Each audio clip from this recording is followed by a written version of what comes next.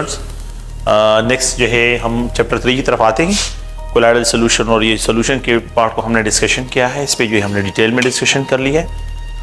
Next जो है ये केमिकल बॉन्डिंग, इस चैप्टर को डिस्क्राइब करते हैं। केमिकल बॉन्डिंग की केमिकल बॉन्ड्स क्यों बनते हैं। सो पहला क्वेश्चन जो है हमने जो यहाँ पे डिस्कस करें, why the elements have to react. Elements क्यों रिएक्ट करते हैं? Elements have to react. Elements क्यों रिएक्ट करते हैं? इसके दो पॉइंट्स हैं। तो एलिमेंट जो होते हैं वो मोस्टली फ्री स्टेट में जो है हाईली अनस्टेबल होते हैं, कंबाइंड फॉर्म में जो है वो मोर स्टेबल हो जाते हैं। तो इसका एक तो रीजन ये है, in order to gain the low energy state, कि लो एनर्जी स्टेट को गेन करे एलिमेंट इसलिए रिएक्ट करते हैं।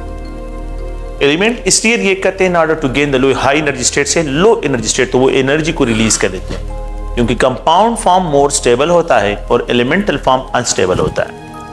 तो इसलिए जो है ये लो एनर्जी स्टेट में तो कंपाउंड्स की एनर्जी लो होती है और एलिमेंट्स की एनर्जी हाई होती है। तो एलिमेंट इसलिए रिएक्ट करते हैं in order to gain the low energy state. Second point ये है, एलिमेंट इसलिए रिएक्ट करते हैं in order to gain a stable electronic configuration.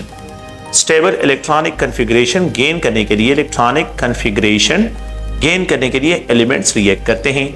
Why the elements have to react in order to gain stable electronic configuration? Stable electronic configuration gain करने के लिए element react करते हैं। एलिमेंट इसलिए, तो ये दो पॉइंट्स हैं जिसको आप लोगों ने ज़हन में रखना है कि एक जो है स्टेबल इलेक्ट्रॉनिक कॉन्फ़िगरेशन को गेन करने के लिए और एक जो है लो एनर्जी स्टेट को गेन करने के लिए। अगर आप लोग देखें, मैं एक सिंपल एग्जांपल के जरिए जो है यहाँ पे एक्सप्लेन करता हूँ। यहाँ पे जो है ये एक पोटेंशियल एनर्जी का एक डायग्राम है, इस तरह एक्सप्रेशन करते हैं। और यहाँ पे जो है ये क्या है, इंटरन्यूक्लियर डिस्टेंस है। इंटरन्यूक्लियर डिस्टेंसेस जो है उसको डिस्क्राइब करते हैं। यहाँ पे एक हाइड्रोजन एटम है और हाइड्रोजन एटम है, यहाँ पे एक दूसरा हाइड्रोजन एटम है, एक दूसरे से फार अवे है। तो जब ये दो एटम एक दूसरे के करीब आते हैं तो इनके इलेक्ट्रॉन एक दूसरे को रिपेल करते हैं, सेम चार्जेस। यहाँ पे ये न्यूक्लियस भी एक दूसरे को रिपेल करते हैं, सेम चार्जेस। और ये इलेक्ट्रॉन और ये न्यूक्लियस एक दूसरे को अट्रैक्ट करते हैं, अपोजिट चार्जेस। ये इलेक्ट्रॉन इसको अट्रैक्ट करता है, अपोजिट चार्ज। ये दो एटम एक दूसरे के करीब आते हैं तो सिस्टम की पोटेंशियल एनर्जी कम होती जाती है। तो ये पोटेंशियल एनर्जी जो है ड्रॉप होती है और यहाँ पे 74 पाइकोमीटर, जिसको बॉन्ड लेंथ कहते हैं, द पोटेंशियल एनर्जी जो है बिल्कुल लीस्ट हो जाती है। लीस्ट तो हाई एनर्जी स्टेट से लो एनर्जी स्टेट में आ जाते हैं। तो 74 पाइकोमीटर जो बॉन्ड लेंथ है इन दो न्यूक्लियाई के दरमियान, यहाँ पे जो है the potential energy of the hydrogen atom combine होकर मॉलिक्यूल बनते तो लीस्ट होती है, ये लो एनर्जी स्टेट में। अगर मैं क्या करता हूं, इन दो एटम्स को इंटरन्यूक्लियर डिस्टेंस से और भी ज्यादा के करीब लाने की कोशिश करता हूं, इन दोनों को बाय फोर्स और करीब लेके आता हूं, तो यहां पे न्यूक्लियर फोर्स एक दूसरे को रिपेल करेंगे और फिर ये बॉन्ड ब्रेक होगा। सो अगर इक्विलिब्रियम बॉन्ड डिस्टेंस से भी आप न्यूक्लियाई को एक करीब लेके आते हैं तो फिर यहाँ पे आप लोगों के पास क्या होगा, यहाँ पे जो है न्यूक्लियर रिपल्सिव फोर्सेस ज्यादा होंगे और बॉन्ड ब्रेकिंग जो है वो आप लोगों के पास ऑब्जर्व होगा। तो ये एक जनरल जो है कि why the elements have to react. Element इसलिए रिएक्ट करते हैं in order to gain the low energy state and stable electronic configuration. Second point हमने जो यहाँ पे डिस्कशन करनी है, तो हमने थ्योरीज ऑफ केमिकल बॉन्डिंग जो है हमने इसको डिस्कशन करना है, थ्योरीज ऑफ बॉन्डिंग। तो बॉन्डिंग की थ्योरीज को जो है हमने यहाँ पे डिस्क्राइब करना है। तो पहला जो थ्योरी है, तो फर्स्ट थ्योरी जो है अगर आप लोग देखें तो लीविस इलेक्ट्रॉनिक थ्योरी है। Lewis electronic theory, this theory is also described in two rule. एक होता है रूल ऑफ टू, जिसको डबलेट रूल कहते हैं, डबलेट, एंड रूल ऑफ 8, जिसको जो है हम यहाँ पे डिस्क्राइब करते हैं, रूल ऑफ 8 को जो है ऑक्टेट रूल से डिस्क्राइब करते हैं, ऑक्टेट रूल। सो लीविस इलेक्ट्रॉनिक थ्योरी अगर आप लोग देखें क्लासिफाइड इनटू टू रूल्स, ये रूल 2 और रूल 8 जो है इसको यहाँ पे। रूल 2 का मतलब क्या है? अकॉर्डिंग टू दिस थ्योरी कि the elements have to react in order to gain 2 electron in outermost shell. तो अगर आप लोग देखें यहाँ पे 2 पॉसिबिलिटीज है, बल्कि 3 possibility. Element have to react by the release of electron, electron को क्या करे, रिलीज करे in order to gain 2 electrons in outermost shell. Release of electron जो है इलेक्ट्रॉन को रिलीज करे और जो है क्या करे, 2 इलेक्ट्रॉन जो है आउटर मोस्ट शेल में गेन करे। The element have to gain of electron, कि वो क्या करे, गेन ऑफ इलेक्ट्रॉन करे, इलेक्ट्रॉन को गेन करे in order to gain 2 electron in outermost shell. The elements have to share, या तो शेयर करे इलेक्ट्रॉन्स को, शेयरिंग ऑफ इलेक्ट्रॉन, इलेक्ट्रॉन को क्या करे, शेयर करे। तो शेयरिंग ऑफ इलेक्ट्रॉन से जो है in order to gain 2 electrons in outermost shell, के 2 इलेक्ट्रॉन्स को आउटर मोस्ट शेल में जो है गेन करें। लेट्स सपोज अगर आप देखिए ये लिथियम है, इस यहाँ पे ये 3, यहाँ पे 2 और इसके आउटर मोस्ट शेल में 1 इलेक्ट्रॉन है, ये लिथियम एटम है।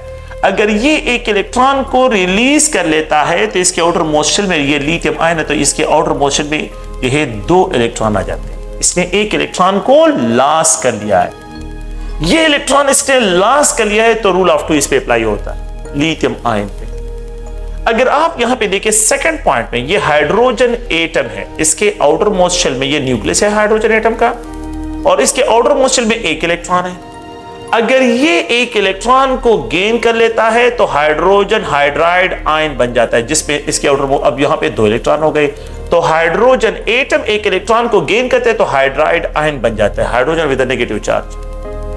तो इस केस में ये 2 इलेक्ट्रॉन को आउटर मोस्ट शेल में गेन कर देता है, ये इसने गेन कर लिया है। सेकंड पॉइंट क्या है कि ये हाइड्रोजन एटम है, दूसरे हाइड्रोजन एटम के साथ कंबाइन होता है तो 2 इलेक्ट्रॉन इसके आउटर मोस्ट शेल में भी, इसके आउटर मोस्ट शेल में भी, तो इसने 2 इलेक्ट्रॉन आउटर मोस्ट शेल में एक्वायर करे और इससे भी 2 का, तो यहां पे भी रूल, तो ये sharing of electron, sharing, gain of electron और release of electron. Rule of 2 जो है it is applicable on helium, it is applicable on hydrogen molecule, it is applicable on hydride ion, and it is applicable on the lithium ion. This rule is applicable only helium, hydrogen, hydride and lithium. इन पे जो है ये rule क्या होता है, apply होता है, बाकी रेस्ट ऑफ एलिमेंट पे ये अप्लाई नहीं होता। तो फिर उसके लिए एक अनदर रूल की तरफ आते हैं, एंड दैट इज जो है क्या है कि रूल ऑफ 8 है। According to this theory the element have to gain 8 electron in outermost shell in order to release electron, या तो इलेक्ट्रॉन रिलीज करेगा या तो इलेक्ट्रॉन को गेन करेगा, गेन ऑफ इलेक्ट्रॉन करेगा, और या जो है अगर आप देखें तो यहां पे जो है शेयर करेगा, sharing of electron. According to this theory the elements have to release electron in order to gain 8 electron in outermost shell, in order to gain, 1 electron को गेन करता है in order to gain 8 electron in outermost shell, 1 electron को gain करता है, अपने octet को complete कर लेता है, 2 इलेक्ट्रॉन को गेन कर लेता है, अपने ऑक्टेट को कंप्लीट करता है, या इलेक्ट्रॉन को शेयर करता है in order to gain 8 electron in outermost shell। तो इस कंसेप्ट को अगर आप लोग देखें, यहां पे ये सोडियम एटम है, ये सोडियम एटम का न्यूक्लियस है, इसके यहां पे जो है 2, यहां पे 8, यहां पे 1 इलेक्ट्रॉन है, ये सोडियम एटम है, ये इसका न्यूक्लियस है।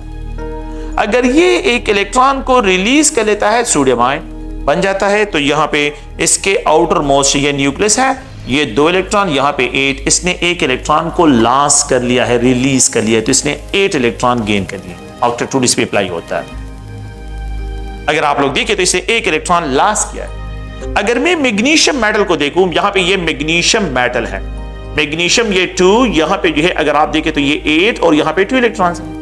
मैग्नीशियम ने मैग्नीशियम आयन में कन्वर्ट होना है, 2 इलेक्ट्रॉन रिलीज करने, तो अगर ये 2 इलेक्ट्रॉन रिलीज करेगा तो इसके आउटर मोस्ट शेल में जो है 8 इलेक्ट्रॉन आ जाएंगे, अगर ये 2 इलेक्ट्रॉन को लॉस करे तो ये जो है 8 इलेक्ट्रॉन आउटर मोस्ट शेल में। तो अकॉर्डिंग टू दिस थ्योरी ये element have to react in order to release 2 electrons, इस केस में 2 इलेक्ट्रॉन्स हो, या 1 इलेक्ट्रॉन रिलीज करे in order to gain 8 electron in outermost shell, 1 electron loss करके 8 electron gain करता है।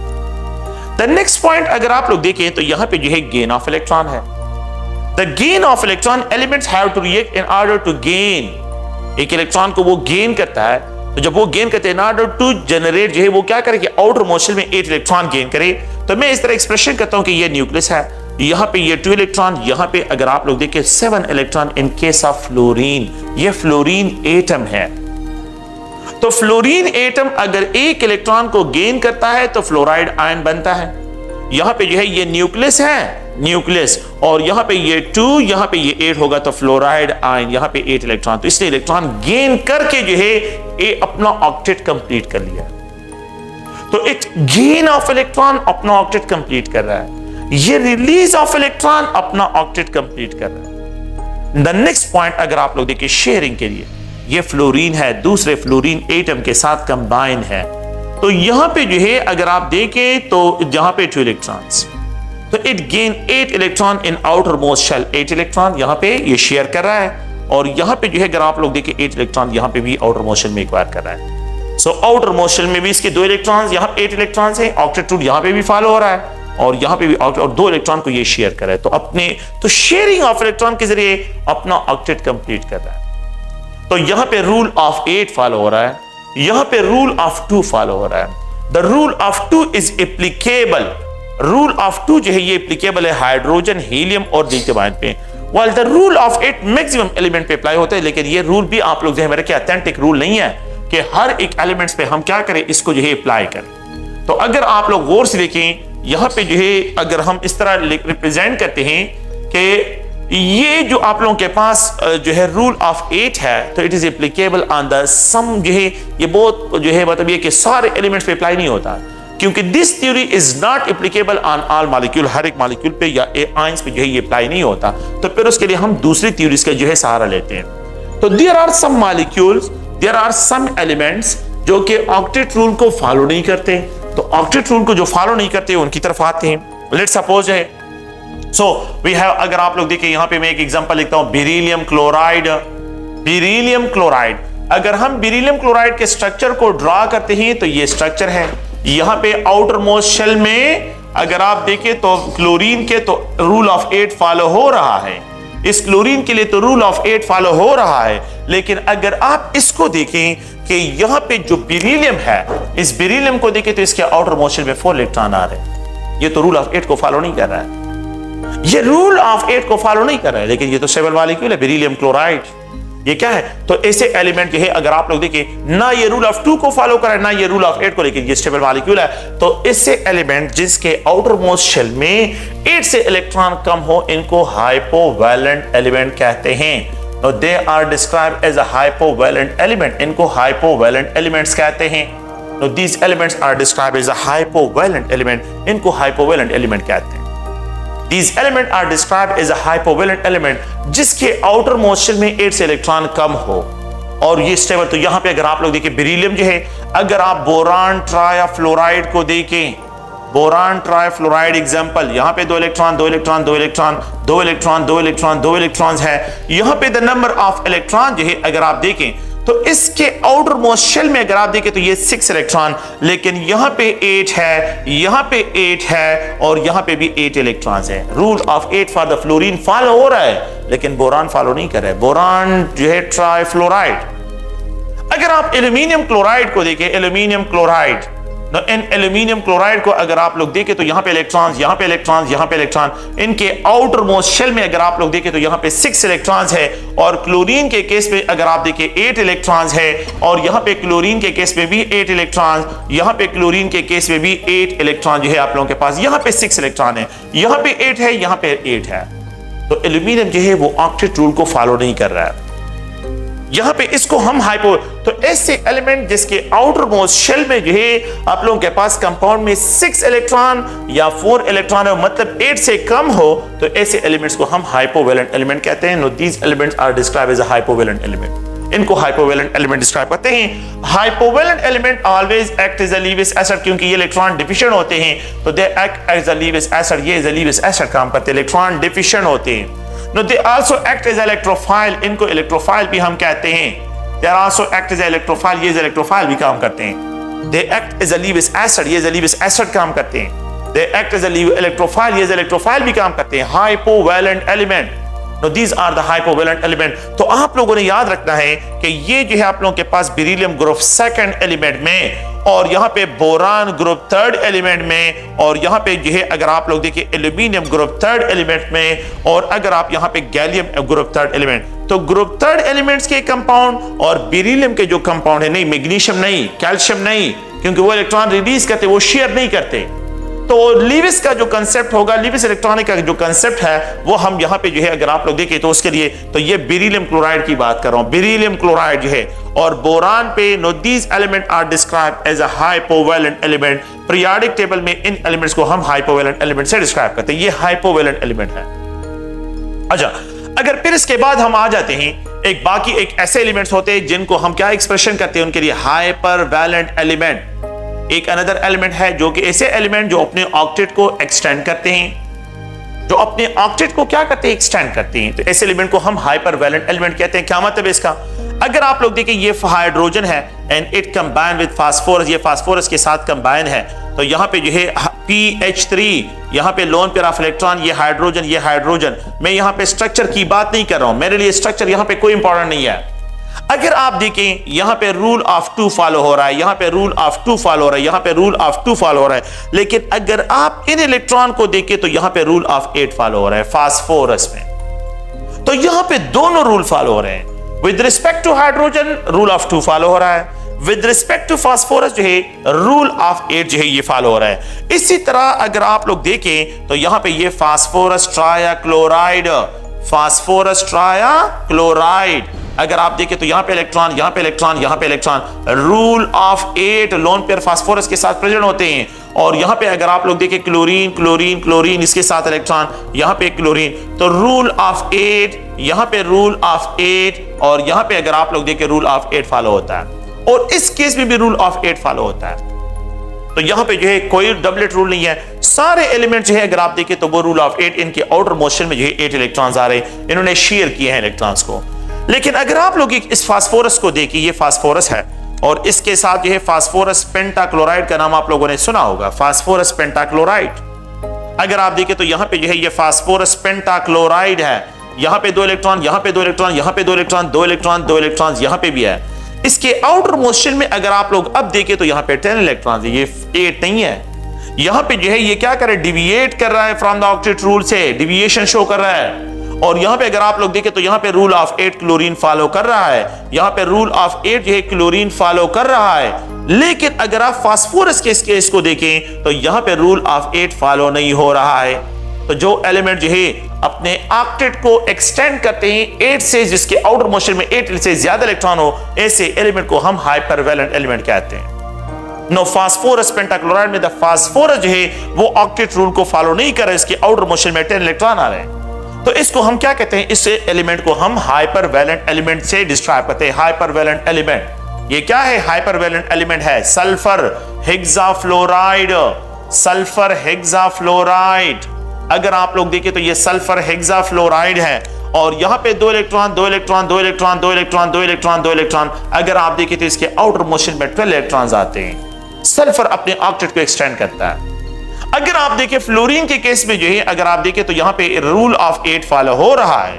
In case of the fluorine the rule of 8 जो है ये फॉलो हो रहा है, but with respect to sulphur there is no rule of 8। ये नहीं, यहाँ पे ये 12 इलेक्ट्रॉन्स को जो है यहाँ पे आउटर मोशन में है। लेकिन इन केस ऑफ H2S, अगर आप H2S के केस में देखें तो यहाँ पे भी सल्फर है, इसके आउटर मोशन में आप देखिए 2 इलेक्ट्रॉन ये है, 2 इलेक्ट्रॉन ये है, और 2 इलेक्ट्रॉन यहाँ पे जो है ये रूल ऑफ 8 को फॉलो कर रहा है। यहां पे रूल ऑफ 2 भी फॉलो हो रहा है। और इस केस में तो जो एलिमेंट अपने ऑक्टेट को एक्सटेंड करते हैं तो वो जो है ऑक्टेट रूल को फॉलो भी करते हैं और उससे डिविएशन भी शो करते हैं बास कंपाउंड में। तो यहां पे अगर आप लोग देखें, यहां पे ये यूज करता है sp3 हाइब्रिडाइज, और यहां पे ये यूज करता है sp3d2 हाइब्रिडाइज ऑर्बिटल जो है फॉर द हाइब्रिडाइजेशन।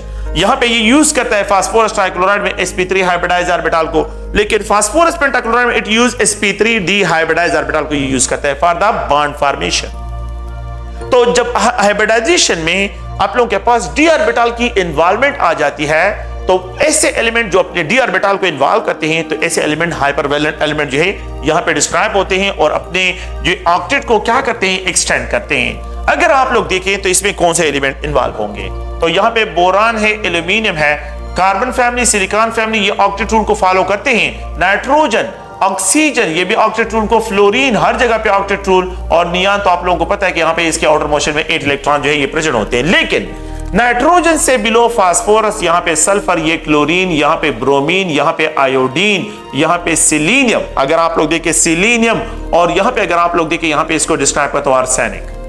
तो ऐसे एलिमेंट जो है जिनके आउटर मोस्ट शेल में जो है अगर आप लोग देखें d ऑर्बिटल की इन्वॉल्वमेंट आ जाए, मतलब ये है कि ये पीरियड थर्ड एलिमेंट्स हो, पीरियड थर्ड एलिमेंट्स, लेकिन पीरियड थर्ड एलिमेंट्स हो नाइट्रोजन से बिलो हो, ऑक्सीजन से बिलो और फ्लोरीन से बिलो, ये सब के सब एलिमेंट हाइपरवैलेंट एलिमेंट हैं और ये अपने ऑक्टेट को एक्सटेंड करते हैं due to the involvement of d orbital की इन्वॉल्वमेंट की वजह से।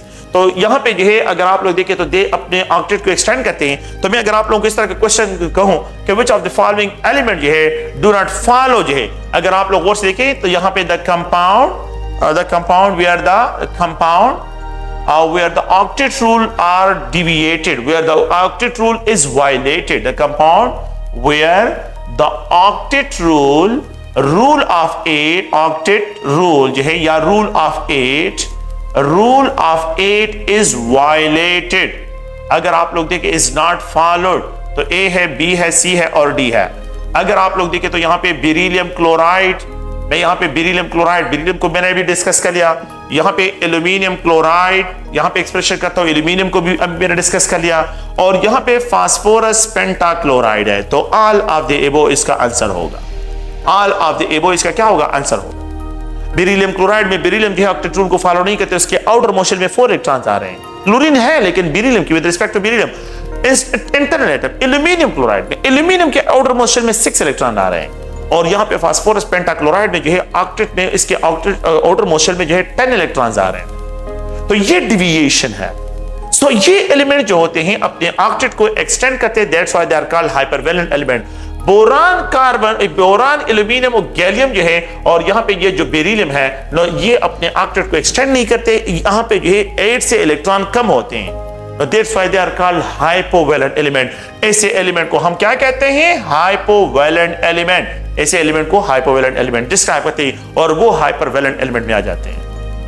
तो वो एलिमेंट हाइपरवैलेंट, तो ये एक बेसिक थ्योरी है। मेरे ख्याल में आप लोगों ने जो है 8-9 क्लास में जो है ये पढ़ी होगी ये, लेकिन जनरली जो है मैंने इसको सिर्फ डिस्क्राइब करना था कि आप लोगों ने जो है इस पॉइंट को ज़हन में रखना है कि कौन से एलिमेंट जो है वो ऑक्टेट को एक्सटेंड करते हैं और कौन से एलिमेंट हाइपोवैलेंट है और कौन से एलिमेंट जो है वो आप लोगों के पास हाइपरवैलेंट एलिमेंट डिस्क्राइब होते हैं।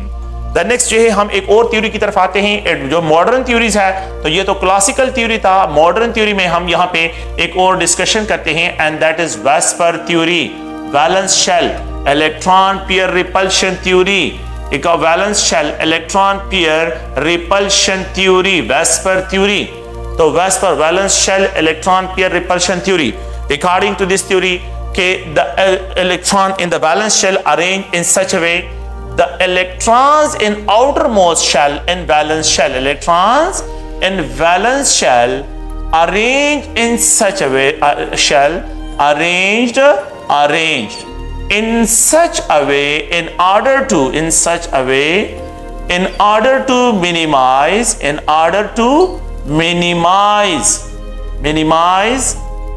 the repulsion। के क्या करे? minimize the repulsion and maximize। तो जितना जो है रिपल्शन कम होगा, इट मींस इलेक्ट्रॉन के दरमियान इलेक्ट्रॉनिक रिपल्शन जितना कम से कम होगा तो इट मींस वहां पे डिस्टेंसेस ज्यादा होंगे। तो in order to minimise the repulsion and maximises the distances और इनके दरमियान जो डिस्टेंसेस है उसको मैक्सिमाइज करना है। तो ये पहला स्टेटमेंट है अकॉर्डिंग टू दिस थ्योरी कि द वैलेंस शेल में जो इलेक्ट्रॉन्स होते हैं they are arranged around the central atom in such a way in order to minimize the repulsion and maximize the distances। Second point ये है कि यहाँ पे जो है वैलेंस शेल में 2 किस्म के इलेक्ट्रॉन्स होते हैं, कि लोन पेयर ऑफ इलेक्ट्रॉन्स होते हैं और एक वैलेंस शेल। तो मैं आप लोगों से lone pair repulsion is greater than the lone pair bond pair repulsion and lone pair bond pair repulsion is greater than the bond pair repulsion है। आप लोग इस स्टेटमेंट को देखिए, इसका मतलब क्या है कि लोन पेयर ऑफ इलेक्ट्रॉन्स क्या है। आप लोगों ने इस पॉइंट को ज़हन में रखना है कि ये बेरिलियम है और यहाँ पे जो है ये क्लोरीन है। इस पॉइंट को ज़हन में रखें। ये जो है अगर आप लोग देखें ये बी है, बेरिलियम एटम है, एटम ए है और ये एटम बी है और यहाँ पे ये एटम बी है। 2 एटम इसमें है, एक सेंट्रल एटम है और 2 टर्मिनल एटम है। आप लोग इस पॉइंट को देखिए, इसमें एक सेंट्रल एटम है और 2 जो है इसमें टर्मिनल एटम है, 2 टर्मिनल एटम। अगर आप देखिए तो यहाँ पे सिर्फ बॉन्डिंग इलेक्ट्रॉन है, द बॉन्डिंग इलेक्ट्रॉन सिर्फ यहाँ पे प्रेजेंट है। तो बॉन्डिंग इलेक्ट्रॉन में रिपल्शन सबसे कम है, तो यहाँ पे बॉन्ड एंगल 180 है। अगर आप लोग देखें, मैं एक और एग्जांपल को यहाँ पे डिस्कशन करता हूं और वो क्या है कि यहाँ पे अगर आप लोगों के पास ये स्टेनस है तो ये जो है क्लोराइड है, स्टेनस क्लोराइड है। यहाँ पे अगर आप लोग देखें, यहाँ पे ये लोन पेयर ऑफ इलेक्ट्रॉन है, बल्कि स्टेनस क्लोराइड की जगह अगर मैं यहाँ पे सल्फर डाइऑक्साइड लिख दूं तो मेरे ख्याल में आप लोगों के लिए ज्यादा जो है फायदा देगा कि यहाँ पे जो है अगर आप देखिए ये ऑक्सीजन, सल्फर डाइऑक्साइड, ये सल्फर डाइऑक्साइड है और इस सल्फर डाइऑक्साइड पे जो है यहाँ पे एक लोन पेयर ऑफ इलेक्ट्रॉन है, तो यहाँ पे लोन पेयर ऑफ इलेक्ट्रॉन और ये बॉन्ड पेयर ऑफ इलेक्ट्रॉन्स है, इलेक्ट्रॉन्स लोन पेयर और ये बॉन्ड पेयर है। तो यहाँ पे अगर आप देखिए सिर्फ बॉन्ड पेयर ऑफ इलेक्ट्रॉन्स है और यहाँ पे lone pair and bond pair of interaction है। द एटम का क्या है, एक एटम दूसरा एटम और ये थर्ड एटम, तो द नंबर ऑफ एटम बिल्कुल सेम है, नंबर ऑफ एटम को मैंने चेंज नहीं किया, सिर्फ इलेक्ट्रॉन पेयर चेंज आ रहे हैं। और वो क्या है, ऐसे electron which are under the influence of two nuclei are called bond pair of electrons. In the type of electron which are under the influence of a single nuclei is called lone pair of electron, उसको lone pair of electron कहते हैं। The type of electron which are under the influence of a single nuclei is known as lone pair of electron. In the type of electron which are under the influence of two nuclei के under हो तो ऐसे electron को हम bond pair of electrons कहते हैं। अगर आप लोग देखें तो यहां पे लोन पेयर बॉन्ड पेयर है, एटम 1 2 3 एटम सेम है। अगर मैं यहां पे एक और एग्जांपल को ड्रा करता हूं तो ये वाटर है, यहां पे लोन पेयर ऑफ इलेक्ट्रॉन्स और ये हाइड्रोजन है। ये अगर आप देखें तो ये लोन पेयर ऑफ इलेक्ट्रॉन जो है यहां पे प्रेजेंट है। एटम नेम सेम है बिल्कुल, 1 2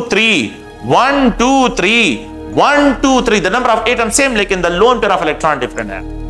यहां पे बॉन्ड एंगल 120 है, यहां पे बॉन्ड एंगल राउंड अबाउट 118 है और यहां पे जो बॉन्ड एंगल है ये 104.5 है। According to this theory a molecule having lone pair of electrons means कि the type of electron which are under the influence of a single nuclear called lone pair of electrons. If they are under the influence of a single nuclear तो they will occupy more space. तब जब more space होगा तो ये मोर repulsion exert करेगा। जब repulsion होगा तो बॉन्ड एंगल जो है यहां पे क्या हो जाएंगे, यहां पे कम। तो इस मॉलिक्यूल में लोन पेयर ऑफ इलेक्ट्रॉन है, लोन पेयर इंटरेक्शन है, तो यहां पे बॉन्ड एंगल सबसे कम। रिपल्शन को मिनिमाइज करें, लोन पेयर बॉन्ड पेयर में यहां पे बॉन्ड पेयर है, दो बॉन्ड पेयर है और एक लोन पेयर है, तो लोन पेयर बॉन्ड पेयर है तो यहां पे रिपल्शन कम, तो बॉन्ड एंगल क्या हो गए, ज्यादा हो गए। और अगर में लोन पेयर ऑफ इलेक्ट्रॉन भी खत्म हो जाए, ये बॉन्ड पेयर में दोनों जो है सिर्फ बॉन्ड पेयर प्रेजेंट हो, तो बॉन्ड एंगल सबसे ज्यादा है। तो कंक्लूजन ये है कि जिन मॉलिक्यूल में लोन पेयर होते हैं और एक मॉलिक्यूल में लोन पेयर बॉन्ड पेयर है और एक मॉलिक्यूल में बॉन्ड पेयर, तो इसमें सबसे ज्यादा रिपल्शन यहां पे होगा, सबसे लीस्ट यहां पे होगा, सॉरी फिर कम हो जाएगा और सबसे लीस्ट जो है बॉन्ड पेयर में डिस्ट्रॉय। तो ये अगर आप लोग देखें, ये इस कंसेप्ट का जो है स्टेटमेंट का मतलब है। द थर्ड पॉइंट क्या है कि द बॉन्ड इफेक्ट जो है कि यहां पे अगर आप लोग गौर से देखें, यहां पे the electronegativity difference between the two combined nuclei difference between the two combined nuclei increases। अगर ये इलेक्ट्रोनेगेटिव डिफरेंस जो है ये इंक्रीज होता है, then the bond effect decrease होता है, bond effect decrease होता है। इसका मतलब क्या है, electronegative difference between two combined nuclei increase होता है, then the bond effect decrease होता है। if the electronegativity difference between two combined nuclei increase then the bond effect decrease। ये वाटर है, ऑक्सीजन अगर आप लोग देखें यहां पे जो है दो लोन पेयर ऑफ इलेक्ट्रॉन्स, आप लोग देखिए ऑक्सीजन फैमिली में ऑक्सीजन सल्फर, सिलीनियम और टीरियम है। The hydride of the oxygen ये है, the hydride of the sulphur, sulphur का जो हाइड्राइड है मैं इस तरह एक्सप्रेशन करता हूं, ये सल्फर है, इसका जो हाइड्राइड है तो यहां पे ये सल्फर और इसके साथ भी दो लोन पेयर ऑफ इलेक्ट्रॉन्स हैं और यहां पे ये हाइड्रोजन है। अच्छा इसके बाद अगर आप देखें तो ये सिलीनियम, तो ये सिलीनियम यहां पे दो लोन पेयर ऑफ इलेक्ट्रॉन्स है और यहां पे दो हाइड्रोजन एटम है। प्लीज आप लोग थोड़ा सा बस सिर्फ ये तीन एग्जांपल काफी है, टीरियम की कोई इंपॉर्टेंस यहां पे भी नहीं है। अगर आप देखिए oxygen is more electronegative then sulphur, sulphur is more electronegative then selenium. The electronegativity difference between two combined nuclear increase in the bond effect decrease. अगर आप यहां पे इन एंगल्स को देखें, यहां पे जो एंगल्स है उस ओवरऑल वाटर में तो ये 104.5 है। जब आप यहां पे देखें बॉन्ड एंगल्स को तो ये 98 है और जब आप यहां पे बॉन्ड एंगल को देखें तो ये 91 जो है आप लोगों के पास डिग्रीज बॉन्ड एंगल है। तो जितना जो है आकन पॉइंट क्या है, ये सेंट्रल एटम है, ये सेंट्रल एटम है, ये सेंट्रल एटम है। सेंट्रल एटम जितना मोर इलेक्ट्रोनेगेटिव होगा तो बॉन्ड एंगल ज्यादा और सेंट्रल एटम जितना लीस्ट इलेक्ट्रोनेगेटिव होगा, बॉन्ड एंगल इतने कम होते जाते हैं। कंक्लूजन ये है कि the electronegativity difference between the two combined nuclei, electronegativity difference इस साइड पे इंक्रीज हो रहा है, ये इलेक्ट्रोनेगेटिविटी डिफरेंस इंक्रीज हो रहा है। Electronegativity difference between the two combined nuclei, दो हाइड्रोजन और sulphur, increase, then the bond effect decrease, means the bond repulsion decrease होता है, तो बॉन्ड एंगल इंक्रीज होते हैं।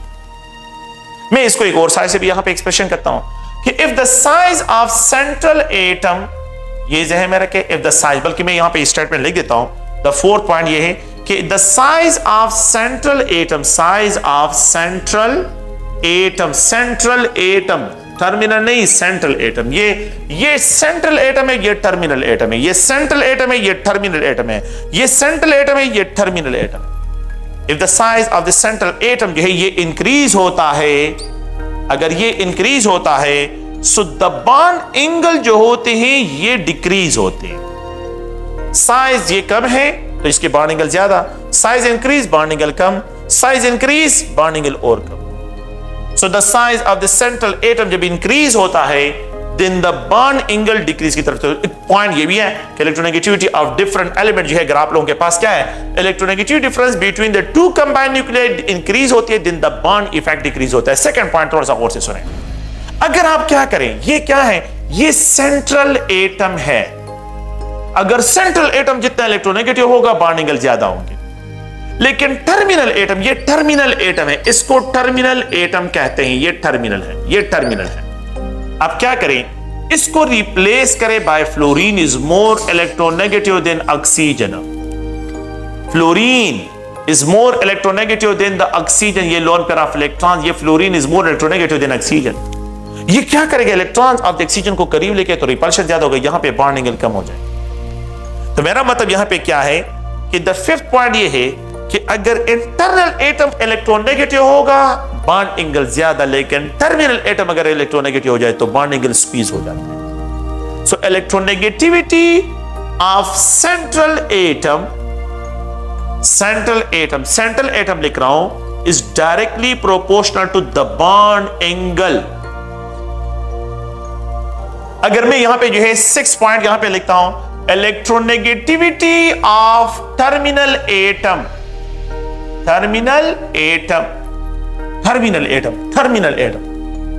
is inversely proportional to the bond angle। अगर आपके पास टर्मिनल एटम मोर इलेक्ट्रोनेगेटिव होगा तो वो बॉन्ड एंगल को स्क्वीज करेगा, लेकिन ये उस केस में जब सेंट्रल एटम पे लोन पेयर ऑफ इलेक्ट्रॉन हो, अगर लोन पेयर ऑफ इलेक्ट्रॉन ना हो तो फिर कोई मसला नहीं है। ये उस केस में जब सेंट्रल एटम पे लोन पेयर ऑफ इलेक्ट्रॉन, तो इलेक्ट्रोनेगेटिविटी ऑफ टर्मिनल एटम जो है is inversely proportional to the bond angle, ये बॉन्ड एंगल के। ओके, द सेवंथ पॉइंट ये है, अगर आप लोग देखिए तो यहां पे एक 7 पॉइंट है कि the multiple bond effect is considered to be a double single bond effect. Multiple bond effect means double bond effect. Multiple bond effect जो है, multiple bond effect is considered to be a single bond effect। इसको जो है single bond effect ही describe किया जाएगा। Multiple bond effect is considered to be a single bond effect, इसको जो है सिंगल बॉन्ड इफेक्ट से डिस्क्राइब करते हैं। इस स्टेटमेंट का मतलब क्या है, अगर आप लोग देखिए, क्योंकि मल्टीपल बॉन्ड जो होता है वो भी under the influence of 2 nuclei होता है, तो मैं इस तरह एक्सप्रेशन इसकी कर लेता हूं कि ये कार्बन है, ऑक्सीजन के साथ डबल बॉन्डेड है, ऑक्सीजन के साथ डबल बॉन्ड है, द बॉन्ड एंगल आर 180। ये जो है बेरिलियम है तो ये क्लोरीन के साथ कनेक्टेड है, यहां पे जो है द बॉन्ड एंगल आर 180। अगर मल्टीपल बॉन्ड एंगल को चेंज करता तो फिर कार्बन डाइऑक्साइड का स्ट्रक्चर लीनियर नहीं होता। लेकिन अगर आप मल्टीपल बॉन्ड इफेक्ट को देखें तो मल्टीपल बॉन्ड का इफेक्ट जो है is considered to be a single bond effect. इसका मतलब ये कि ये दो इलेक्ट्रॉन जो pi electron more space occupy करते हैं, लेकिन क्योंकि they are under the influence of 2 nuclei तो इससे उनका इफेक्ट क्या होता है, वो सिंगल बॉन्ड इफेक्ट ही कंसीडर किया जाएगा। So multiple bond effect is considered to be a single bond effect. इसको आप लोगों ने ज़हन में रखना है। द 8 पॉइंट क्या है कि the overall geometry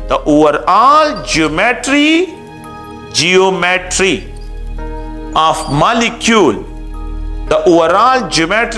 molecule depend on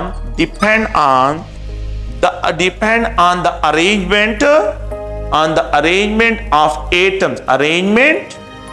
of atoms around the central atom in 3 dimensions. Atom, ठीक है, around the central atom, central atoms के इर्द जो है central atom. So central atom, the overall geometry of molecule depends on the arrangement of atom around the central atom. Central atom के इर्द जो है वो किस तरह अरेंज है? तो ये अगर आप लोग देखें, ये आप लोगों के पास इसके क्या है, postulates है इस थ्योरी के लिए. No, the concept is applicable. इस कंसेप्ट की जो एप्लीकेशंस हैं, तो इसमें पहला पॉइंट ये है कि अगर आपके पास Ab2 टाइप मॉलिक्यूल हो, अच्छा Ab2 टाइप मॉलिक्यूल, ये पॉइंट भी याद रखें कि this theory is not applicable on the diatomic molecule. VSEPR theory is not applicable on diatomic molecule. मतलब यह है कि it is not applicable on hydrogen molecule, is not applicable on oxygen, is not applicable on the nitrogen. This theory is not applicable on HCl. HCl की बहुत वो geometry होती है, तो उसको हम डिस्क्राइब ही नहीं करते. HCl जो है, यहाँ पे HBr, ये कंसेप्ट इस पे बिल्कुल अप्लाई नहीं होते. ज्योमेट्री इनकी जो है, ज्योमेट्री की बात यहाँ पे करते नहीं.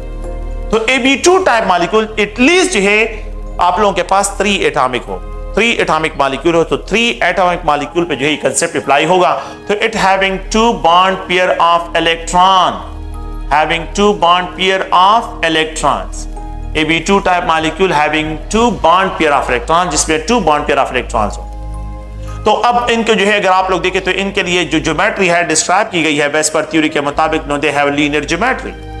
ये लीनियर ज्योमेट्री, कार्बन डाइऑक्साइड, अगर आप लोग देखें कार्बन डाइसल्फाइड, अगर आप लोग देखें कार्बन जो है ऑक्सी सल्फाइड, बेरिलियम क्लोराइड, इस तरह एक्सप्रेशन करते हैं, और mercurous chloride, all of these are isostructural to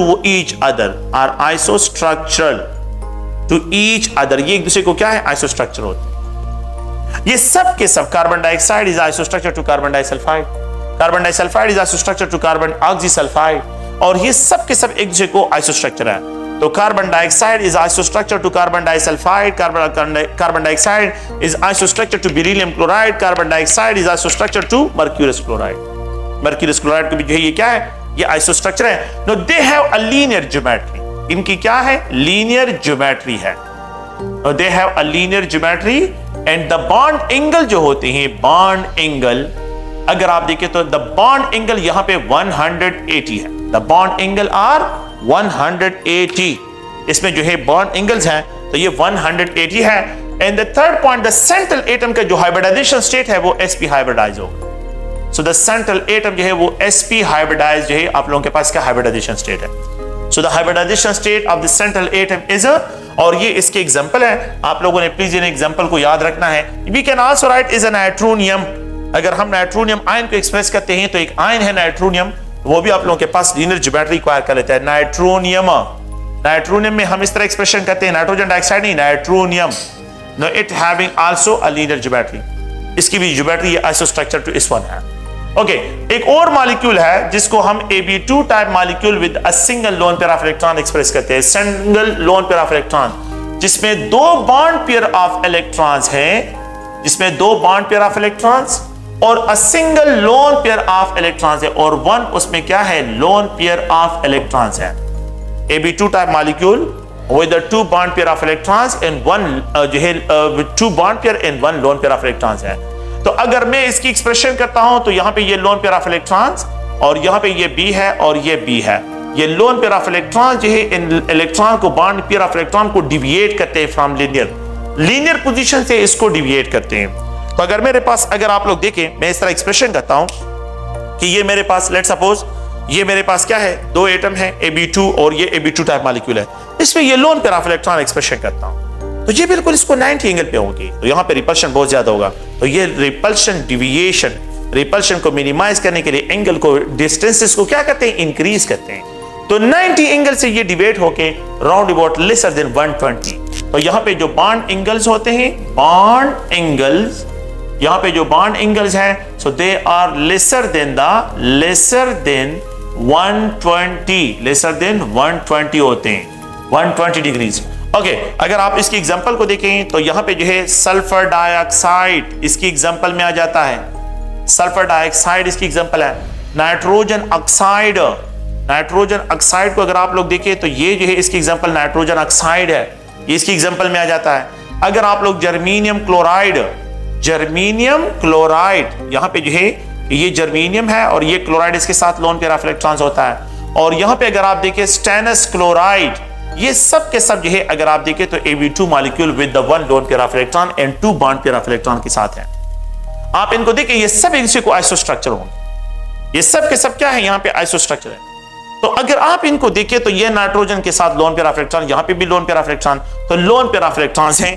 तो इनके जो बॉन्ड एंगल है वो लेसर देन 120 होते हैं। अगर आप लोग देखें यहां पे राउंड अबाउट 95 बॉन्ड एंगल्स हैं और यहां पे राउंड अबाउट जो है अगर आप देखें 108 जो है बॉन्ड एंगल्स होते हैं और यहां पे जो है 118 बॉन्ड एंगल्स हैं। और अगर आप इसको देखें तो ये राउंड अबाउट 118, इसके भी जो है 118.3 जो है राउंड अबाउट इसके भी बॉन्ड एंगल्स हैं। लेकिन ये बॉन्ड एंगल यहां पे इसके लिए इतनी इंपॉर्टेंट नहीं है। तो यहां पे अगर आप लोग देखिए इनकी जो है आप लोगों के पास जो ज्योमेट्री होगी, ज्योमेट्री अब यहां पे ये जो लोन पेयर ऑफ इलेक्ट्रॉन्स हैं, ये पॉइंट याद रखें। अगर मैं इनके स्ट्रक्चर को जो है दो किस्म की ज्योमेट्री होती है, एक हाइब्रिडाइजेशन ज्योमेट्री है और एक जो है आप लोगों के पास जिसको इलेक्ट्रॉनिक ज्योमेट्री भी कहते हैं, और एक जो है वो आप लोगों के पास स्ट्रक्चर ज्योमेट्री है। हाइब्रिडाइजेशन ज्योमेट्री, प्लीज इसको थोड़ा सा सुने कि यहां पे ये हाइब्रिडाइजेशन जो ज्योमेट्री है, हाइब्रिडाइजेशन ज्योमेट्री, हाइब्रिडाइजेशन जो ज्योमेट्री है जिसको इलेक्ट्रॉनिक ज्योमेट्री भी हम कहते हैं, इलेक्ट्रॉनिक ज्योमेट्री, इसमें जो है आपने दोनों इंक्लूड करने हैं, जिसमें sigma bond, sigma electrons, sigma electron pair and lone pair of electron, इन दोनों को एक्सप्रेस करना है। दोनों की एक्सप्रेशन आप लोगों ने करनी है, जिसको इलेक्ट्रॉनिक ज्योमेट्री में अगर आप देखें ये लोन जो है बॉन्ड पेयर ऑफ इलेक्ट्रॉन, ये भी बॉन्ड पेयर ऑफ इलेक्ट्रॉन, ये लोन पेयर ऑफ इलेक्ट्रॉन है। तो इन तीनों की अरेंजमेंट को अगर आप लोग देखें तो ये ट्राइगोनल प्लेनर है, एक ही प्लेन में है, तीनों एक ही प्लेन में। सो इनकी जो इलेक्ट्रॉनिक हाइब्रिडाइजेशन ज्योमेट्री है जिसमें आपने क्या एक्सप्रेशन करनी है, तीनों को एक्सप्रेस करना है, जिसमें तीनों को एक्सप्रेशन करनी है, तो इनकी जो हाइब्रिडाइजेशन ज्योमेट्री है वो हाइब्रिडाइजेशन ज्योमेट्री अगर आप लोग देखें तो वो जो है ट्रायगोनल प्लेनर है, ट्रायगोनल प्लेनर जो है इसकी ज्योमेट्री है। हाइब्रिडाइजेशन ज्योमेट्री ट्रायगोनल प्लेनर है। इसके जो स्ट्रक्चरल ज्योमेट्री होगी, स्ट्रक्चरल जो शेप होगा, स्ट्रक्चरल ज्योमेट्री, तो स्ट्रक्चर ज्योमेट्री में सिर्फ सिग्मा इलेक्ट्रॉन्स इन्वॉल्व होंगे, सिर्फ सिग्मा बॉन्डिंग इलेक्ट्रॉन इन्वॉल्व होंगे, लोन पेयर को आपने एक्सक्लूड करना है। तो अगर आप लोग देखिए मेरे पास जो है ये स्ट्रक्चर है, मैं इस तरह एक्सप्रेशन करता हूं, तो अब मैंने अगर इन तीनों को इन्वॉल्व करता हूं, ये हाइब्रिडाइजेशन, मुझे हाइब्रिडाइजेशन ज्योमेट्री, लेकिन अगर ये इन्वॉल्व ना, अगर मैंने क्या करना हो सिर्फ स्ट्रक्चर ज्योमेट्री की बात करनी है, तो फिर मैं जो है इसको क्या कहूंगा, वी शेप है, बेंड शेप है, एंगुलर शेप है। तो इसकी जो स्ट्रक्चर ज्योमेट्री है ये वी शेप है। अगर आप लोग देखें इसकी जो स्ट्रक्चर ज्योमेट्री है ये एंगुलर शेप भी इसको कहते हैं, एंगुलर शेप भी इसको कहते हैं, और इसको जो है अगर आप लोग देखें तो यहां पे बेंड शेप भी इसको कहते हैं, bend shape, we shape, angular shape, bend shape, ये तीनों वर्ड इसके लिए इस्तेमाल होते हैं। तो आप लोग प्लीज स्ट्रक्चर ज्योमेट्री में सिर्फ सिग्मा इलेक्ट्रॉन होंगे, हाइब्रिडाइजेशन ज्योमेट्री में सिग्मा और लोन पेयर ऑफ इलेक्ट्रॉन दोनों जो है इन्वॉल्व होंगे, आप लोगों ने इन दोनों में डिफरेंशिएट करना है। तो अब अगर आप देखें इसकी हाइब्रिडाइजेशन ज्योमेट्री इसके स्ट्रक्चर ज्योमेट्री से डिफरेंट है, लेकिन यहां पे लीनियर है, यहां पे लोन पेयर ऑफ इलेक्ट्रॉन है, तो इनकी जो हाइब्रिडाइजेशन ज्योमेट्री है और स्ट्रक्चर ज्योमेट्री दोनों सेम है। तो इन case of Ab2 type molecule having no lone pair of electron, so they have linear geometry, they have linear जो है ज्योमेट्री, तो लीनियर ज्योमेट्री है, और ये हाइब्रिडाइजेशन ज्योमेट्री भी है, हाइब्रिडाइजेशन एंड प्लस जो है यहां पे स्ट्रक्चर ज्योमेट्री, ये दोनों इसके क्या है, स्ट्रक्चर ज्योमेट्री, ये दोनों सेम है, but in case of the lone pair of electron hybridization geometry is different.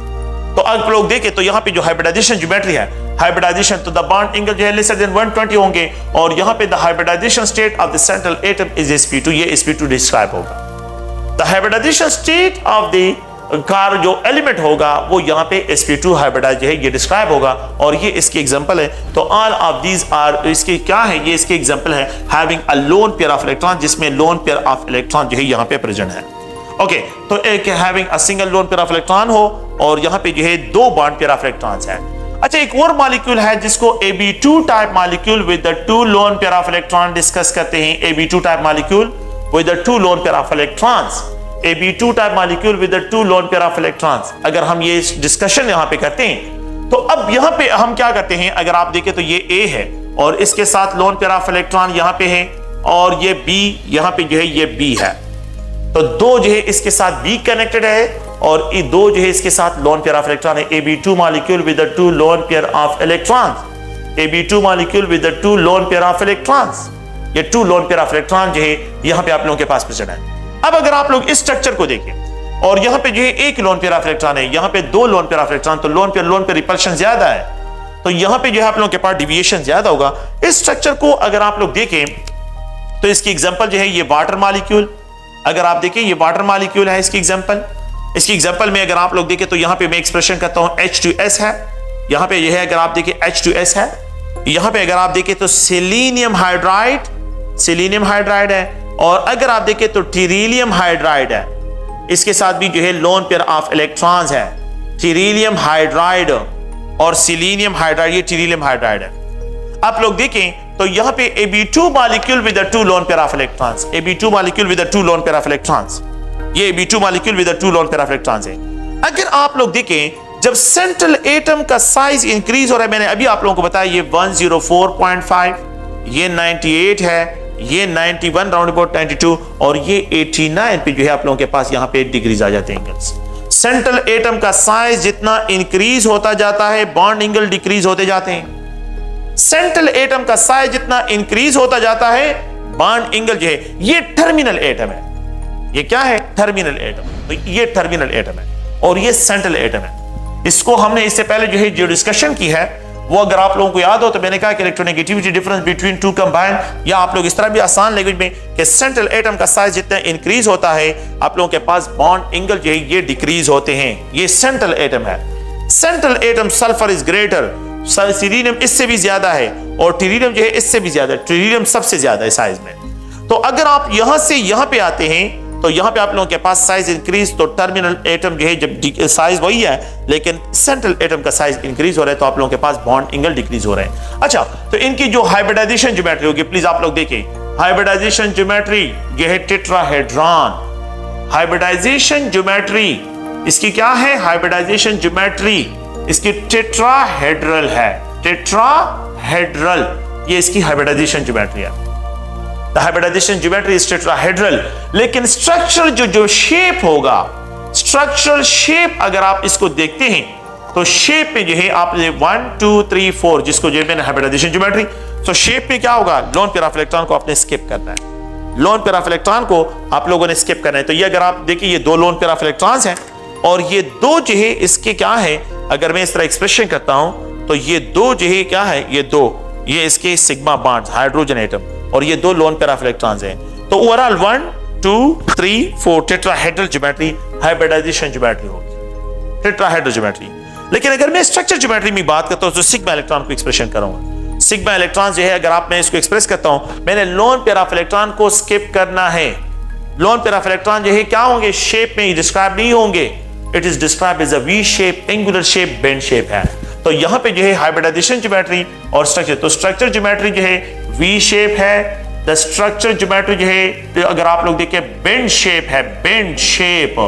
The structure geometry अगर हम यहां पे डिस्क्राइब करते हैं तो ये एंगुलर शेप है, एंगुलर शेप, तो ये एंगुलर शेप भी है, बेंड शेप भी है और इसको वी शेप से डिस्क्राइब करते हैं। अच्छा, अगर आप लोग देखें तो बॉन्ड एंगल, तो यहां पे वेरिएशन है, तो बॉन्ड एंगल्स यहां पे आप लोगों ने ये पॉइंट ध्यान में रखते हैं कि इनके जो बॉन्ड एंगल्स हैं, तो मैं यहां पे जो बॉन्ड एंगल्स हैं तो इनमें अगर आप लोग देखें तो सबसे ज्यादा बॉन्ड एंगल वाटर के, फिर उसके बाद H2S के, फिर उसके बाद अगर आप लोग देखें तो H2 सेलेनियम हाइड्राइड के, और फिर उसके बाद अगर आप लोग देखें तो यहां पे जो है आप लोगों के पास सबसे लीस्ट जो बॉन्ड एंगल है वो टीरिलियम हाइड्राइड में आप लोगों के पास है। ये Ab2 molecule with on but they are isostructure, ये एक दूसरे को आइसोस्ट्रक्चर है, ये सारे वी शेप है, ये सब के सब बेंड शेप है, ये सब के सब एंगुलर शेप है, तो दे आर डिस्क्राइब। अच्छा, एक और पॉइंट को थोड़ा सा गौर से सुने, अगर मेरे पास ये वाटर है, ये जो है, अब मैंने ये कहा कि सेंट्रल एटम का साइज जितना इंक्रीज होता है, सेंट्रल एटम का साइज जितना इंक्रीज होता है बॉन्ड एंगल डिक्रीज होता है। मैंने एक स्टेटमेंट लिखा है कि ये सेंट्रल एटम है, तो सेंट्रल एटम का साइज जब इंक्रीज होता है तो बॉन्ड एंगल जो है ये डिक्रीज होते हैं, बॉन्ड एंगल डिक्रीज होते हैं, बॉन्ड एंगल डिक्रीज होते हैं। लेकिन दूसरा पॉइंट है, ये टर्मिनल एटम है, देखते हैं कि सेंट्रल एटम को कांस्टेंट रखते हैं और टर्मिनल एटम को चेंज करते हैं। ये ऑक्सीजन है, इसके साथ loan pair of electron, loan pair of electron, ये हाइड्रोजन है। क्या करते हैं, इस हाइड्रोजन को रिप्लेस करते और इसकी जगह मीथाइल लगा लेता हूं, मीथाइल कार्बन। तो मीथाइल कार्बन का साइज बड़ा है, हाइड्रोजन का साइज स्मॉल है। ये एक दूसरे को स्टीरिक रिपल्शन एक्सर्ट करेंगे, स्टीरिक रिपल्शन। जब ये एक दूसरे को रिपेल करते हैं तो इंटरेस्टिंग पॉइंट क्या है कि यहां पे जो बॉन्ड एंगल है ये 104.5 है, लेकिन यहां पे जो बॉन्ड एंगल है ये 108.2 है या 108 है, बॉन्ड एंगल ज्यादा हो। अगर आप लोग देखें, अगर आप इस हाइड्रोजन को भी रिप्लेस करें, ये डेरिवेटिव ऑक्सीजन है और यहां पे इसके साथ लोन पेयर ऑफ इलेक्ट्रॉन्स, और मैंने इस हाइड्रोजन को रिप्लेस करे मीथाइल पे, ये ईथर है, ईथर। तो ये मीथाइल ग्रुप एक दूसरे को और रिपेल करेंगे। The bond angle exceed to 110.8 या 111 पे चले जाते हैं, तो बॉन्ड एंगल इंक्रीज हो जाता है। तो मेरा मतलब क्या है कि इफ द टर्मिनल एटम का साइज इंक्रीज होता है, टर्मिनल, अगर टर्मिनल एटम जो है टर्मिनल, तो टर्मिनल एटम का साइज अगर इंक्रीज होता है, एटम साइज इंक्रीज होता है, तो बॉन्ड एंगल भी इंक्रीज होते हैं। लेकिन इंटरनल एटम का साइज अगर इंक्रीज होता है तो बॉन्ड एंगल डिक्रीज होता है। ये दो इस पॉइंट को ध्यान में रखना है, एक टर्मिनल एटम, एक इंटरनल एटम। इंटरनल एटम का इलेक्ट्रोनेगेटिव होगा, बॉन्ड एंगल ज्यादा। टर्मिनल एटम इलेक्ट्रोनेगेटिव हो जाए, बॉन्ड एंगल कम हो जाते हैं। इनको आप लोगों ने प्लीज समझना है। तो टर्मिनल एटम जितना ज्यादा होगा, स्टीरिक रिपल्शन ज्यादा एक्सर्ट करेगा, बॉन्ड एंगल एक्सीड हो जाएंगे, बॉन्ड एंगल इंक्रीज की तरफ चले जाएंगे, बॉन्ड एंगल और इंक्रीज हो जाएगा।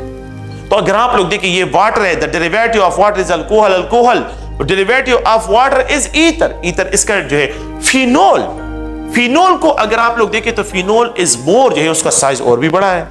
अगर आप, ये ऑक्सीजन है और इसके साथ लोन पेयर ऑफ इलेक्ट्रॉन है, ये हाइड्रोजन और ये फिनोल है, ये बेंजीन रिंग है, इसका साइज और बड़ा है, यहां पे और रिपल्शन, ये 109 पे बॉन्ड एंगल चले जाते हैं। और अगर आप इस हाइड्रोजन को रिप्लेस करें और इसको बायफिनाइल ईथर से एक्सप्रेस करें, biphenyl ether, lone pair of electron वही है, बायफिनाइल ईथर जो है, अगर आप इसकी एक्सप्रेशन करें, यहां पे बॉन्ड एंगल 116 पे चले जाते हैं। फिनाइल, फिनाइल सही में रिपल्शन एक्सर्ट करें तो बॉन्ड एंगल और इंक्रीज हो जाते हैं। तो आपने ये ध्यान में रखना है कि अगर इंटरनल एटम का साइज जो है इंक्रीज होता है, बॉन्ड एंगल कम, अगर टर्मिनल एटम का साइज इंक्रीज होता है तो बॉन्ड एंगल क्या होते हैं, ये आप लोग प्लीज याद रखिए। तो बॉन्ड एंगल इंक्रीज होता है अगर टर्मिनल एटम का साइज इंक्रीज होता है। ओके, अगर आप लोग देखें तो आप लोगों ने ये पॉइंट याद रखना है कि यहां पे H2O, F2O have least bond angle than the Cl2O, यहां पे भी दो लोन पेयर ऑफ इलेक्ट्रॉन्स हैं। Cl2O have least bond angle than the Br2O। F जो है ऑक्सीजन के साथ लोन पेयर ऑफ इलेक्ट्रॉन्स है और ये फ्लोरीन है, fluorine is more electronegative, terminal atom more electronegative, bond angle come. Terminal atom electronegativity increase, bond angle decrease, bond angle decrease हो। internal atom electronegative, bond angle increase। terminal atom more electronegative, लेकिन साथ में जो है ये must है कि central atom पे lone pair of electrons हो।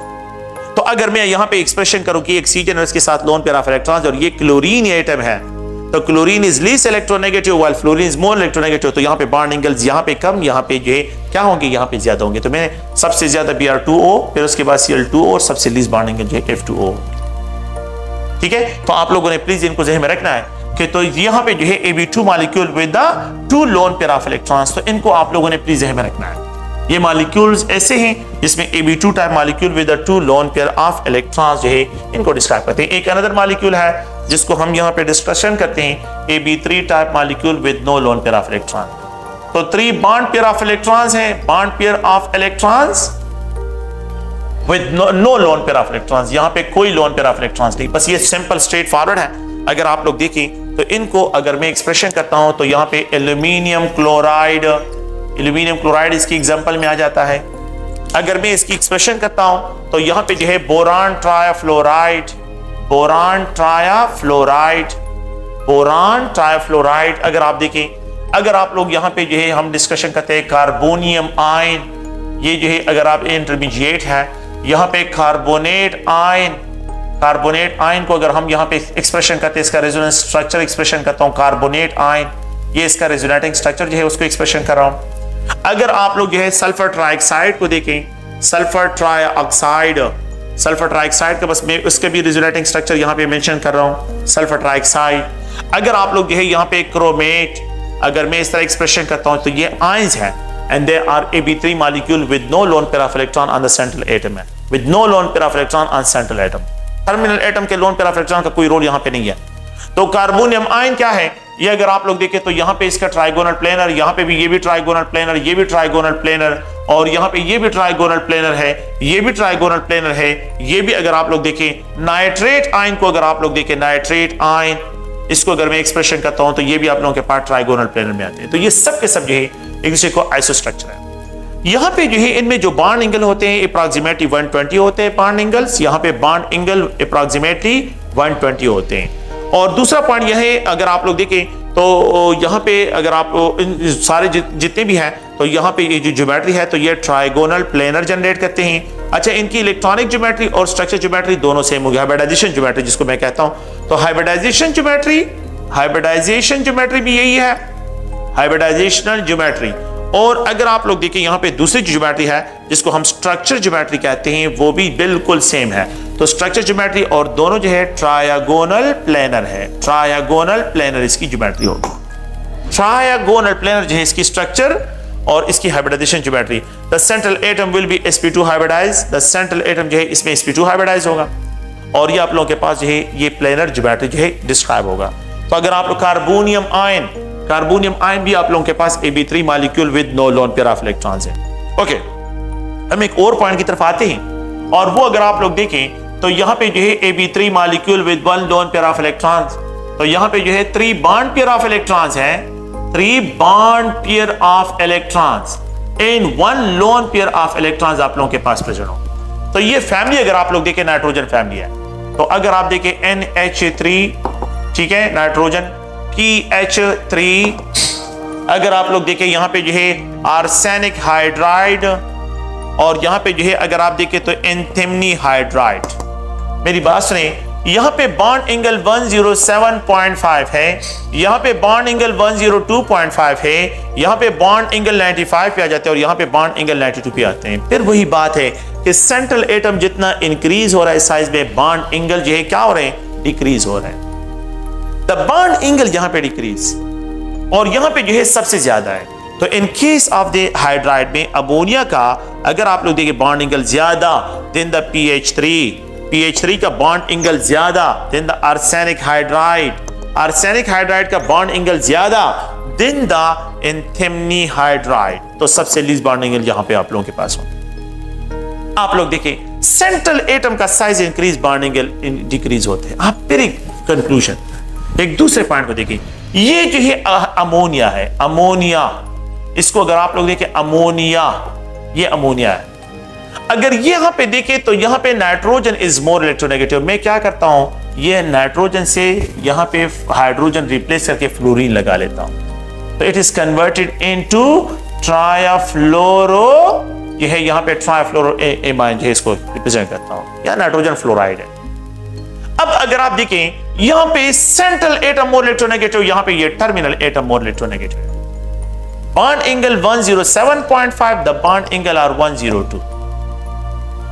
Internal atom more electronegative, bond angle ज्यादा, terminal atom more electronegative, bond angle कम, क्योंकि वो लोन पेयर ऑफ इलेक्ट्रॉन को उसके करीब लेके आ जाते हैं, जिसके इफेक्ट बहुत ज्यादा हो जाते हैं, जिसकी वजह से बॉन्ड एंगल जो है वो कम हो जाता है। तो अगर आप लोग देखें तो यहां पे NF3 में बॉन्ड एंगल जो है, और अगर मैं इस तरह एक्सप्रेशन करूं कि यहां पे ये NCl3 है तो अब इसकी इलेक्ट्रोनेगेटिविटी कम, तो यहां पे बॉन्ड एंगल ज्यादा। और अगर मैं यहां पे ये लिख दूं कि NBr3 तो यहां पे जो है आप लोगों के पास बॉन्ड एंगल और इंक्रीज। और अगर मैं यहां पे ये लिख दूं कि यहां पे Ni3 तो बॉन्ड एंगल यहां पे सबसे ज्यादा होंगे, यहां पे ज्यादा, यहां पे ज्यादा, यहां पे ज्यादा होंगे। सबसे लीस्ट बॉन्ड एंगल यहां पे होंगे और सबसे मैक्सिमम Ni3 में होंगे, क्योंकि इलेक्ट्रोनेगेटिविटी डिफरेंस जो है टर्मिनल एटम की इलेक्ट्रोनेगेटिविटी डिफरेंस कम हो रहा है। तो ये अगर आप देखें इसमें सबसे ज्यादा बॉन्ड एंगल Ni3 का होगा, फिर उसके बाद NBr3 का होगा, फिर उसके बाद NCl3 का होगा, और फिर उसके बाद NF3 के जो है बॉन्ड एंगल जो है यहां पे डिस्क्राइब होंगे। तो आपने टर्मिनल एटम को और इंटरनल एटम्स की जो है पहचान रखनी है, इनकी पहचान को आप लोगों ने रखना है। अच्छा, अब अगर आप लोग देखिए एक दूसरे पॉइंट से मैं इसको डिस्क्राइब करता हूं और वो दूसरे एंगल से इसकी डिस्क्रिप्शन करते हैं। अगर आप लोग देखिए मैंने यहां पे लिखा है, अब एक और टर्मिनल एटम का साइज देखते हैं। ये नाइट्रोजन है, ये हाइड्रोजन, ये हाइड्रोजन, ये हाइड्रोजन, अमोनिया 107.5। इसको क्या करता हूं, यहां से हाइड्रोजन रिप्लेस करता हूं, इसकी जगह प्राइमरी एमाइन। देखिए प्राइमरी एमाइन ये इसको क्या करता है, रिपेल करता है। यहां पे steric repulsion and terminal atom का साइज बढ़ा रहा हूं। The bond angle are increase 108। अगर ये सेकेंडरी एमाइन हो जाए तो 2 मिथाइल ग्रुप, तो बॉन्ड एंगल और इंक्रीज, और अगर ये टर्शियरी एमाइन हो जाए तो द बॉन्ड एंगल सही में इंक्रीज हो जाएंगे, बॉन्ड एंगल और भी इंक्रीज हो जाएंगे। अब कंक्लूजन क्या है कि tertiary amine have more bond angle than secondary, secondary have more than the primary, and primary have more than ammonia. अगर इस तरह कंपैरिजन करता हूं तो टर्मिनल एटम का साइज इंक्रीज होगा, बॉन्ड एंगल इंक्रीज होंगे, इंटरनल एटम का साइज इंक्रीज होगा, तो बॉन्ड एंगल जो है वो आप लोगों के पास इंटरनल एटम को देखना है और टर्मिनल एटम को। टर्मिनल एटम का साइज बढ़ रहा है तो वो क्या करेगा, repulsion of the lone pair को मिनिमाइज करेगा, बॉन्ड एंगल को इंक्रीज करेगा। लेकिन इंटरनल एटम, अगर आप टर्मिनल एटम को जो है डिक्रीज करते हैं, टर्मिनल एटम का साइज जितना कम होता है तो बॉन्ड एंगल जो है कम हो रहा है। तो आप लोग प्लीज ध्यान में रखें कि यहां पे मिथाइल ग्रुप जो है यहां पे अटैच कर रहा हूं, तो बॉन्ड एंगल क्या हो रहा है, वो आप लोगों के पास इंक्रीज जो है। तो ये आप लोगों ने प्लीज इनको ध्यान में रखना है। और ये Ab2 मॉलिक्यूल। अच्छा, इसके लिए जो ज्योमेट्री होगी, electronic geometry, hybridization geometry, hybrid no the hybridization geometry जो है, हाइब्रिडाइजेशन ज्योमेट्री, हाइब्रिडाइजेशन ज्योमेट्री में अगर हम देखते हैं तो यहां पे जो हाइब्रिडाइजेशन ज्योमेट्री है तो ये टेट्राहेड्रल है, टेट्राहेड्रल है। It having a tetrahedral geometry, having a tetrahedral geometry. लेकिन अगर मैं स्ट्रक्चरल ज्योमेट्री की तरफ आता हूं, स्ट्रक्चर ज्योमेट्री, स्ट्रक्चर ज्योमेट्री क्या होगी, द स्ट्रक्चरल ज्योमेट्री, तो वो अगर आप लोग देखें तो इस तरह एक्सप्रेशन करते हैं। हाइब्रिडाइजेशन ज्योमेट्री को आप लोग देखें, मैं इस तरह एक्सप्रेशन करता हूं। ये हाइब्रिडाइजेशन, ये यहां पे इलेक्ट्रॉन, ये इलेक्ट्रॉन, और ये लोन पेयर ऑफ इलेक्ट्रॉन्स है। ये जो है, ये जो रेड एक्सप्रेशन कर रहा है, ये लोन पेयर ऑफ इलेक्ट्रॉन्स की जो है एक्सप्रेशन कर रहा है, लोन पेयर ऑफ इलेक्ट्रॉन्स को, लोन पेयर ऑफ इलेक्ट्रॉन्स 1 2 3 4। तो ये टेट्राहेड्रल है। अब अगर मैं इससे loan pair of electron remove करूं, 1 2 3, trigonal pyramidal. So the structure geometry is a trigonal pyramidal. ये trigonal pyramidal है। The central atom is sp3 hybridized. ये central atom sp3 hybridized है। Central atom is sp3 hybridized। और bond angles को तो मैंने मुख्तलिफ जगह पे डिस्कशन किया। और bond angle अमोनिया के केस पे जो है ये 107.5 ये आप लोगों के पास होंगे। Okay, if we have to treat the ammonia, अगर मैं अमोनिया को क्या करता हूं, इसके साथ लोन पेयर ऑफ इलेक्ट्रॉन, इसको ट्रीट करता हूं एसिडिक मीडिया में, so it is converted into ammonium, and if it is treated with a strong base, ये प्रोटॉन लॉस करे, it is converted into amide. ये ऑर्गेनिक केमिस्ट्री का amide नहीं है, IMIDE, ठीक है, ये amide, and it is converted into ammonium. ये क्या है, अमोनियम है, और ये अमोनिया है, अमोनिया, और वो अमोनियम, और ये एमाइड है। यहां पे नाइट्रोजन पे 2 लोन पेयर ऑफ इलेक्ट्रॉन हो गए, यहां पे नाइट्रोजन पे 1 है और यहां पे लोन पेयर ऑफ इलेक्ट्रॉन नहीं है, तो सबसे ज्यादा बॉन्ड एंगल 109.5, यहां पे जो है 107.5, और ये राउंड अबाउट 104 पे 0.5 पे आ जाए।